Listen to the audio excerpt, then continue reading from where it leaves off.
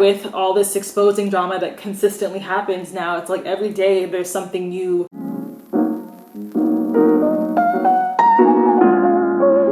Okay, so I hope I'm in focus. It is 10:24 p.m. at night and I had a headache the entire day. I was feeling really sick. I didn't want to eat anything. It was just really bad. But this video today is sponsored by Inkbox, and basically also is the month of May. It is Mental Health Awareness Month, and so they're doing a campaign for that. The tattoo that I chose for me this month was patience. I chose this tattoo in particular because I always have issues with me being patient when it comes to pretty much everything. Yeah, especially when it comes to mental health, I just kind of get into this state of where I want to get better quicker and I can get back to work faster, and that seems to be what I have the biggest issue with for some reason. So I feel like this tattoo just spoke to me. Yeah, so this is what it looks like. It comes in this little package right here, and it says your body is a canvas, with the tattoo itself and also the cloth for the tattoo. And basically you just wet this, and once you put it on your skin, you go ahead and you stick it on here, put the cloth on, wait for 15 minutes, and then you're good to go. And yeah, it lasts for about 2 weeks. So basically that's why I got the tattoo, because it's something that I've always had an issue with. I have to constantly remind myself to be patient with how I'm feeling and the others around me, and how I'm dealing with certain situations, and not to just act on them, but to be patient and kind of let things go with the flow and handle them with care. I think that's the most important thing, especially when it comes to your mental health. And that's what brings me to this video, you guys. And I'm gonna be doing a get ready with me. I'm gonna just play with makeup in this one and just talk about two specific things. One of them is the drama that happened today. I'm not sure when this video is going to be up, probably in the next couple of days, but the drama that has been going on with the beauty community in general, and just talk about the events that have transpired from today. It really just sucks because I feel like, even though, like, you guys know the situation with like Tati and James and stuff, I don't usually talk about any beauty guru drama on my channel because I don't think it's necessary to talk about, in my opinion. It just gets to be too much, and I know we see it on Twitter and everywhere else on YouTube and all like the drama channels and stuff, and it's just like there's already a stigma against the community as far as people, you know, being catty and stuff, which is also why I usually stay home when it comes to going to beauty conventions and stuff. Even with influencer events, I have to have a friend come with me because I don't want to go by myself. It's not really a safe space where you can just talk to people anymore, because everyone is so on their guard because of all the drama that happens. You know, people are afraid to get used and stuff, and especially in LA, it's more prone to happening. So people are more cautious, and like, also people are more catty. I will say that, like, especially online with all this exposing drama that consistently happens now. It's like every day there's something new. In particular with this whole James Charles situation, going back to that whole Ebola thing. My parents are from Liberia, West Africa. I'm obviously from the US, but as Liberian American, that whole Ebola thing really rubbed me the wrong way. So I never really saw past that after that happened. So in this case, I wasn't really surprised. And I think people, I'm gonna just say it, it might be the wrong thing to say, but I really don't care. This is how I feel. I think the people that really did forgive him were mostly people that were white that just kind of forgave him for the whole situation. I saw a tweet earlier today, and someone tweeted that people didn't cancel him whenever he said the Ebola thing, but now that, I'm gonna quote the tweet, but now that a white woman is complaining about something that he did to her, everyone's up in arms and everyone's going crazy, and this drama is like huge. At this point, he's lost like 500,000 subscribers, and to some extent, I will say that definitely makes sense. And this happens all the time, where a lot of beauty influencers, or just influencers in general, when they do something racist, people get upset, but they don't get that upset, and they get canceled for a short amount of time, but then they're able to bounce back a lot faster than if they offend somebody that is not black. I'm just saying, like, that's just how it happens. And when they called that out, I was like, yeah, that definitely makes sense. I have to agree with that. I don't think it's wrong. Unfortunately, that's just kind of the way it is, and I've seen it happen time and time and again. And also, I did also watch Tati's video on the situation, because obviously it was everywhere. I just saw it. It was literally flooding Twitter in general. And I'm also tired of seeing drama on YouTube just being the center or being a moment on Twitter. Like, I feel like we could be looking at different things, more positive things, rather than constantly seeing YouTube drama, beauty guru drama. And it just seems like the top beauty influencers are always in something, not all of them, but a lot of them are always in some type of drama, and it's making it not fun to watch anymore. There's only probably a handful that I particularly watch and that I feel safe watching. And I can see how just a lot of influencers or beauty influencers in general are cautious when meeting people in person. So yeah, it can just be really dicey. But anyways, I will say I believe in defending yourself. I believe in defending yourself when it's right or when it's right. But at the same time, I feel like putting all of your business out there when it comes to people that you're friends with or drama that you're having is not necessary. It's okay at times, and like I believe that it is when it's called for, but because of the state that we're in this community, I don't think it's necessary at this point. I feel like the damage has already been done. We're already going through so much crap. There's already been so much canceling going on that I'm just tired of seeing it, and it's just becoming really annoying to watch. Judging by Twitter, I think a lot of Black people in particular are just like, why are you guys surprised? Like, why are you just now getting shocked that all this is happening with this type of influencer? And James Charles isn't the first one. Like, there's other influencers where it's just like they've already done crappy stuff and people are quick to forgive them until they do something that, you know, gives them better publicity or damage control to where people just forget. And then we don't get surprised. I personally don't get surprised when someone, when they get canceled for a second time. Like, it just doesn't make any sense to me. I see where she was coming from and I see where she needed to say something, but at the same time, it's just like this whole consistent thing of like people putting their business out there like that for the public to see, like their friend drama, to me is just kind of scary. Like, this is why people are afraid to be friends with other people in the community, because you don't know if you have a problem, someone's gonna tell the whole world of what's going on when you could just solve it behind closed doors. You know, now I understand there were several people in this situation that brought it on the internet, but I do feel like she kind of started the entire thing, and that's just my opinion. I feel like that didn't need to be said. And I think also there are a ton of other beauty influencers in particular that you won't know if they're having issues with a different influencer, no matter how big the problem is. You won't even know, because they're gonna handle it behind closed doors. They're not gonna bring all of their drama on the internet for other people to see.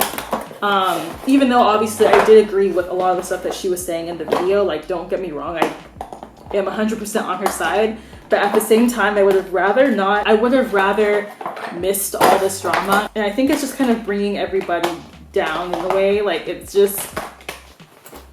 making people that aren't even interested in beauty drama or in beauty interested in it just for the drama, and it's just giving a bad reputation. Whenever you do have a problem with somebody, that you have to bring it on social media like that, and I think it just makes the problem 10 times worse. And I want to make this clear. He's not someone that I watch or that I enjoyed watching, so I'm not saying this to say, oh my gosh, she shouldn't have talked about him. No, it's perfectly fine that she did. I'm just saying it's not, to me, I'm talking about this as more of a general thing, and I'm saying that it didn't have to be. Like, I don't want to have to see that on my timeline all freaking day.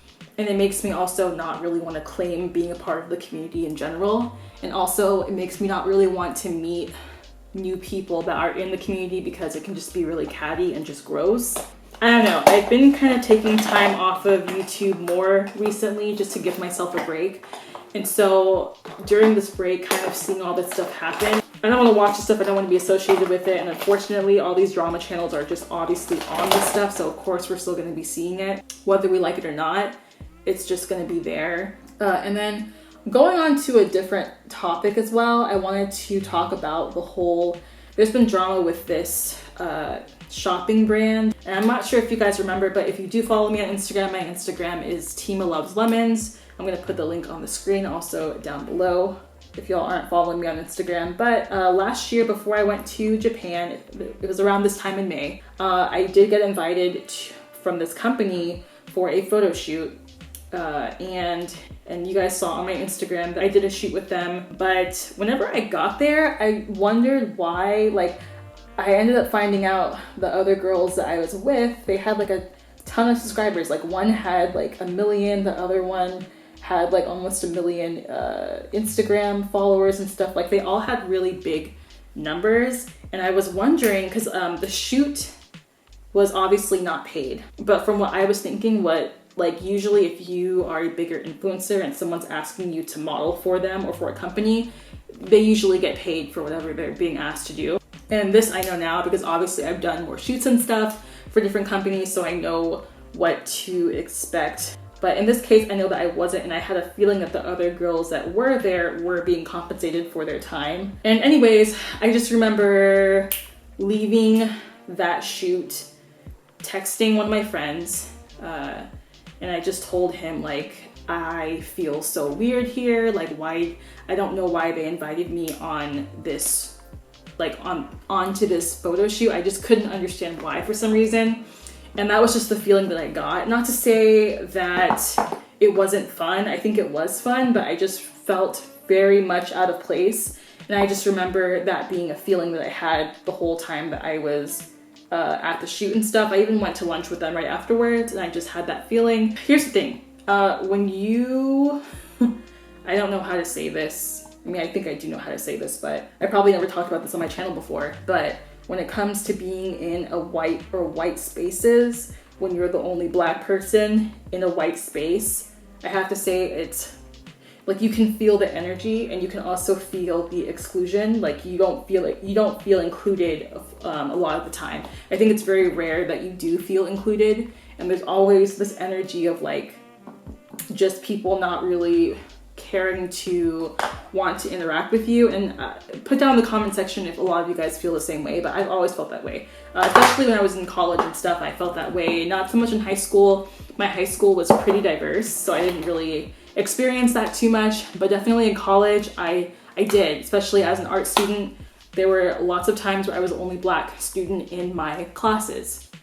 So I felt it 10 times more, especially I told you guys in one of my other videos where I had issues in one of my graphic design classes where I would be critiqued very harshly, and especially being the only Black student, it was extremely hard, and it was just a lot more embarrassing for me to have to go through that. But you just feel a certain energy and you don't really feel quite in the right place. Because I did meet the owner of the company while I was at the shoot, and I met the people that were there. I met the photographer, and it just seemed like they were mostly interested in the bigger influencers that were there. For me, it's not even that. Like, they were all extremely nice. I will also say that right now, a lot of them were very, very nice to me, but I just felt like I couldn't really relate with a lot of the stuff, like the conversations that were going on. I just couldn't really relate to it, basically.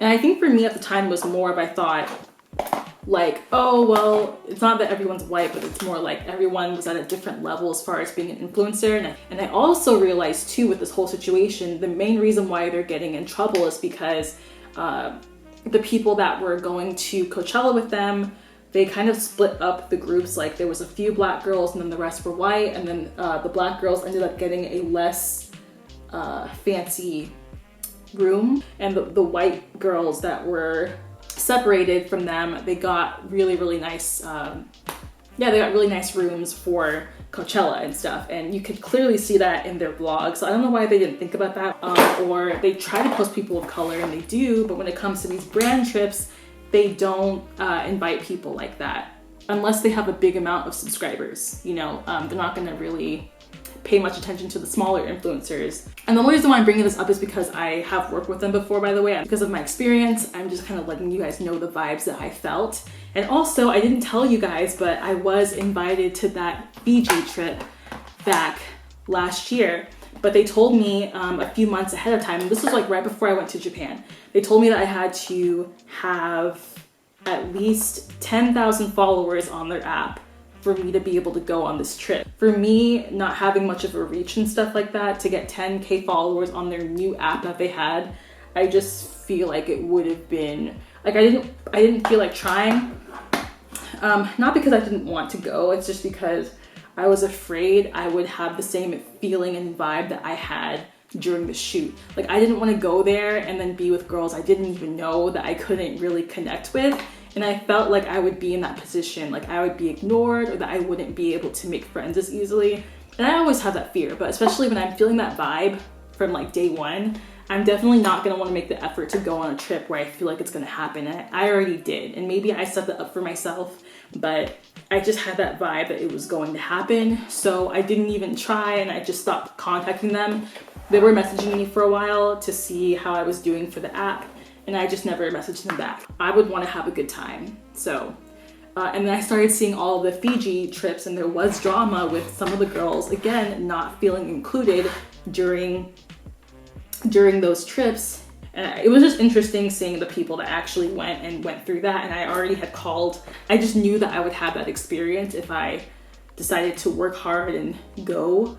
So, and then all this stuff happens a year later with the brand not being as inclusive. And I'm just like, I feel like the reason why they contacted me, because at the time I only had maybe like 10, I didn't have 10K followers on Instagram. I think I almost had 10K followers on Instagram. And they messaged me, and I think it was more so for a diversity thing. So you can only imagine, oh, by the way, I'm trying to do kind of that look that Rihanna did a while ago where she had the whole like blue shadow all over her lid. So I'm gonna go in with some like sparkly blue shadow next. It's so funny, whenever I have like really slight feelings about things, I end up being completely right. And in this case, I was definitely right. I told Kevin, I told my friends how I felt during the shoot. And this was before any drama even started. With the company itself. I already felt that way, so that's why I didn't message them back. I just felt like I would not want to attend a trip even if it was being paid for. I just feel like I felt like I wouldn't have been comfortable going. I've never been on a brand trip before. I've never really seen more people speak out. So I don't really know how that works. I feel like for the most part, I've seen brand trips being pretty inclusive when it comes to people or people of color.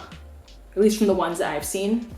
I'm not gonna do freckles today, but I think I do wanna do a stronger highlight. I hope I wasn't too rambly in this video either. Like I hope I made my point and my experience and stuff. I've worked with other brands before too, and I haven't had that issue. I think working with Wet n Wild this past year was really nice. I have a campaign with them coming up really soon in August, as I told you guys before. I'm not trying to say like in every white space you feel weird, but I'm just saying in certain ones you definitely feel a different energy than you do in others. Yeah, so I basically did a monotone lid, just like icy blue with a brown lip. Okay, I love this. This looks really cute. Yeah, so if you guys want me to do any more talking videos on my channel, please let me know, because I don't really do that many when it comes to important topics like this. In this case, I was just kind of giving my personal experience, and also it is Mental Health Awareness Month. Even me, I'm starting to get back into feeling more creative with YouTube again. I don't think that this video was creative enough as I would want it to be. I was just trying to do more of a conversation. I will see you guys later, and remember, I'm gonna put the Inkbox tattoo link down below, and yeah, stay safe, love you guys, see you.